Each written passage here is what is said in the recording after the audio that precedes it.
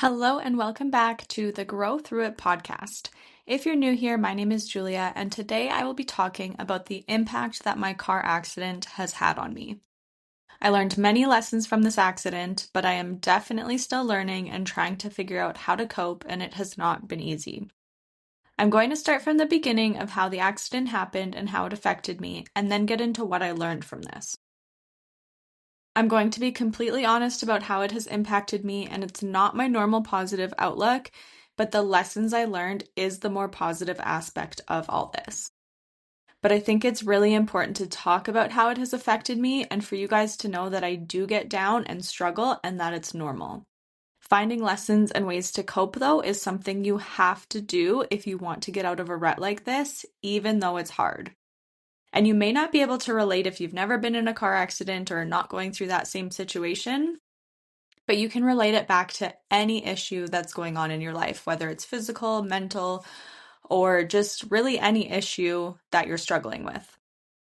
So I got into a car accident just a few weeks ago at the end of October. I had never been in an accident before, not even anything small, so it was very shocking, and everything that came after was a huge learning experience for me.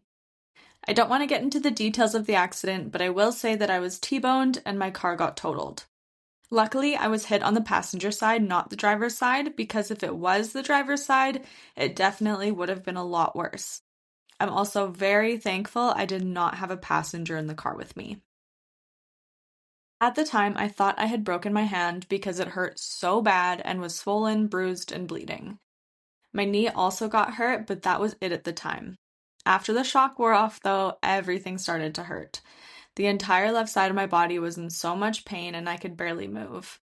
The first 3 days were the worst, but slowly my hand, ribs, obliques, and knee got a bit better. I got a nasty bruise on my knee, so I still can't kneel on it or touch it without pain, but my hand is pretty much all healed up. There was no break. I honestly don't even know what happened to my hand. There was just a huge bruise, a huge gross blood blister, and a bunch of cuts. My neck and back have been giving me the most issues though, and they still hurt a lot to this day, but I at least have a bit more range of motion. Nothing was broken, luckily. It was all soft tissue issues, and I definitely got whiplash. My back and neck are in constant pain, even when I take Advil and Tylenol, and no matter what position I'm in. I recently switched to a little stronger painkillers, and it still hurts, but the painkillers do help a little bit. I can't take super strong ones or I get really sick, so I told my doctor I didn't want anything prescribed. For the first week, it was really difficult for me to sleep because of the pain, though. I've also been using more natural pain relief methods as well. It helps, but the pain is still very much present, just a little bit less severe. I was off work for the first 7 days because my job is so active, there was no way I could do it. I sat or laid down on my couch the whole time I was off because anything else hurt way too much. I am back to work now, just doing modified duties, but even just standing for long periods at work makes my back hurt a lot. Other than that, I have not really been doing anything else aside from light housework, but even with that, I struggle. I think slowly I will be able to try more things, but I'm taking it very slow and listening to everything my physiotherapist tells me. I am seeing a physio twice a week for 21 sessions, and so far we have just done very light stretching, but just with her manipulating my body, not me doing it on my own. We've done the TENS machine, heat, cupping, and dry needling. I use a heat pack at home all the time too, and started stretching at home recently.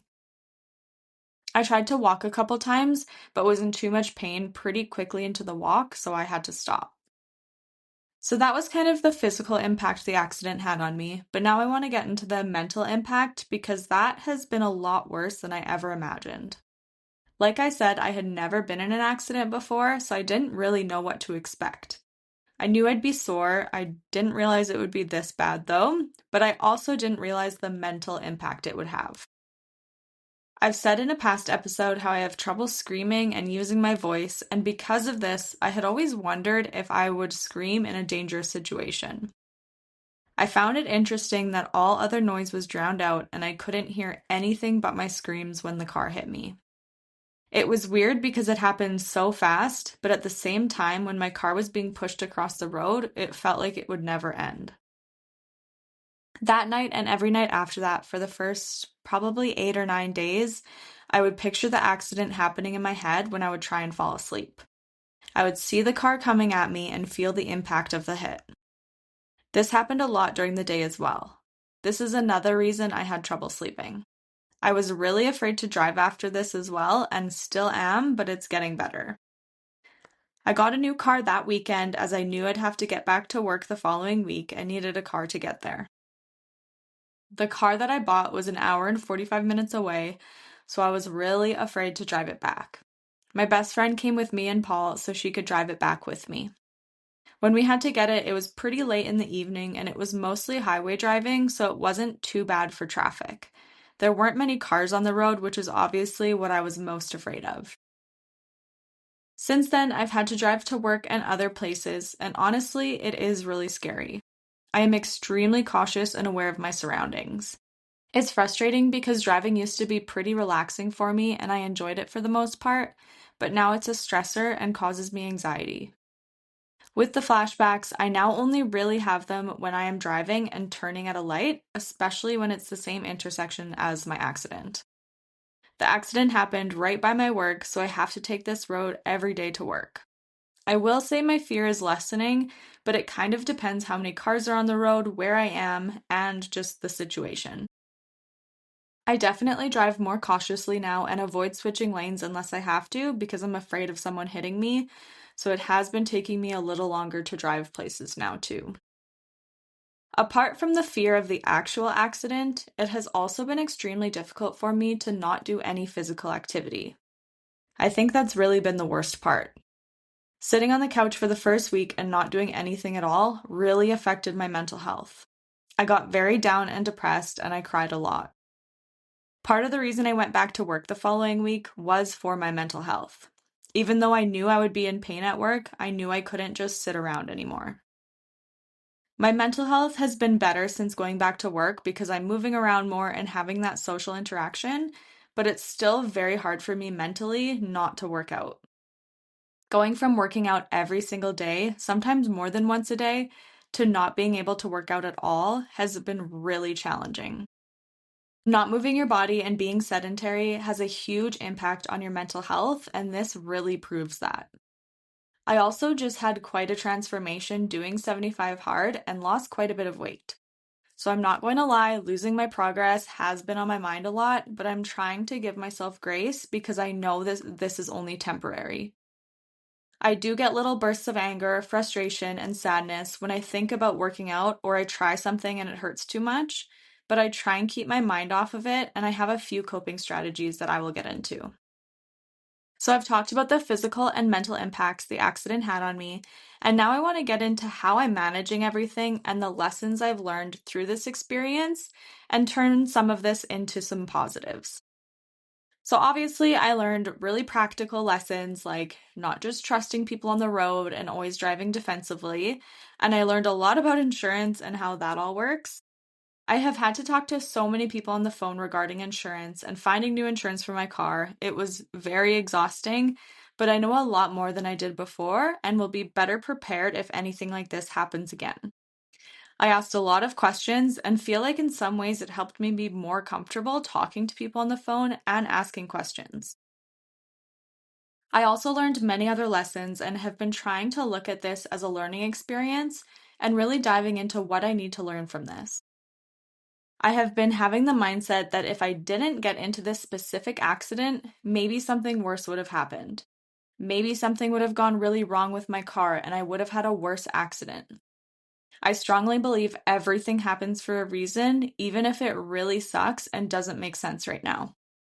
I know some situations just don't make sense and seem really cruel, and I'm not saying it happened for a reason that makes sense, but I do think it's important to try and find a lesson in it or a silver lining. And I understand that may seem impossible sometimes, but just being angry and upset about it won't help either, so you may as well try and find a lesson in it. I think finding meaning in something like this is really important. I also have been going to gratitude whenever I can. I know this accident could have been way worse, and I'm so grateful nothing worse happened to me or the other driver. So anytime I'm feeling sad or angry about it, I go back to gratitude and thank God and the universe that I'm okay. And again, think about what I learned from this. It also gave me the realization that nothing is guaranteed and things could change in an instant. It's so important to live life to the fullest and love people around you deeply. I don't want to have any regrets in my life from holding myself back, and this made me realize something could happen at any point, and I may not have as long as I hope I do.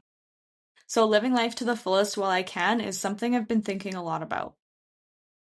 I also realized that I need to be grateful for my body always.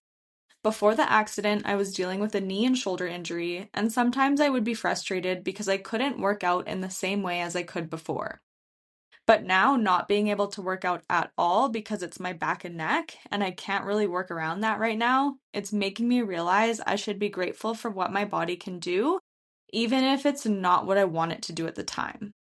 At least when it was just my knee and shoulder, I could work around that and still work out pretty well. I just had to avoid certain things or modify certain things. When I am feeling good again, I don't want to take working out for granted because right now I'd give anything to be able to work out again pain-free. I also am still trying to be grateful for my body right now as well because there are people in a lot worse situations than me, and I know my situation is temporary. So I think being grateful for what you do have and are capable of is really important because it could be worse, and it's really all about your mindset and figuring out what you can do. Another lesson I learned is to stay in the present moment. I have always struggled with this and have been told many times to try and stay in the present moment and not worry so much about past stuff or future worries. It's been something I've been thinking a lot about, especially the last year or so. I do get in my head a lot and I need to be better at staying in the now. So I related that back to my accident a little and just driving in general. I, of course, always pay attention when I drive, and I was paying attention during the accident as well. But now that I am so much more cautious and hyper aware while driving, it's making me realize I could be more present in the moment while driving. I need to do this always, not just driving, but it kind of brought that thought back to me. The weekend before the accident happened, I was thinking a lot about my dad and was really upset. I had a horrible feeling that something bad was going to happen, and I thought it had to do with my dad and his cancer. I kept thinking about how I needed to think more about my business and having a solid second income in case anything happened. I kept thinking about the words, prepare for impact. It wouldn't leave my head, and I just kept thinking I had to prepare for impact before something happens so that I'm ready. So in this case, it would be being able to go home and take work off without worrying about losing money or not being able to stay long because of work. If you didn't know, my family lives in a different province from me, so I'm about 8 hours away. I have another business that I was thinking about and how I have to grow that in order to make it a reality of being able to take work off when I need to. So the words prepare for impact kept running through my head. I didn't realize this would be so literal just a few days later when I got into the accident. So after the accident, I realized building my business and having a passive income that I can earn anywhere at any time isn't just so I can be there for other people, but I may need it for myself. Having a very physically active job, I need to be healthy to do it, and I also need to physically be there. If I get injured or if something worse had happened in the accident, I wouldn't be able to work. This really solidified the fact that having a second income stream, especially one like the one I have, is almost necessary if you want to have options and avoid stress in the future if something happens. I think that has been one of the biggest lessons through all this, and it's so interesting that I started thinking about it before the accident happened, but it took the accident happening to make me understand the extent of it. So, although this whole situation has been very difficult for me, I've gone through a lot of emotions and a lot of physical pain. I have found the lessons in it, and I'm going to use that to my advantage and not take that for granted. I think that's all you really can do in situations like this.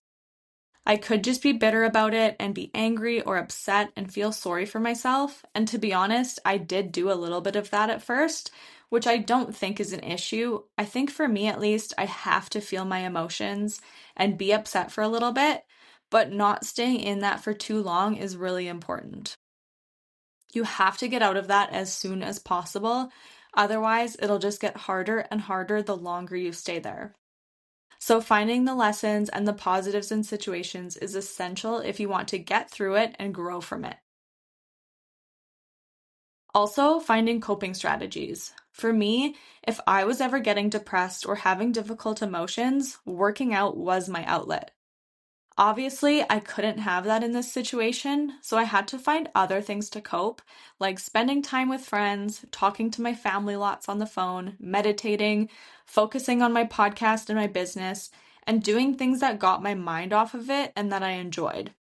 I knew I couldn't rely on others to get me through it. I had to find ways to make myself happy.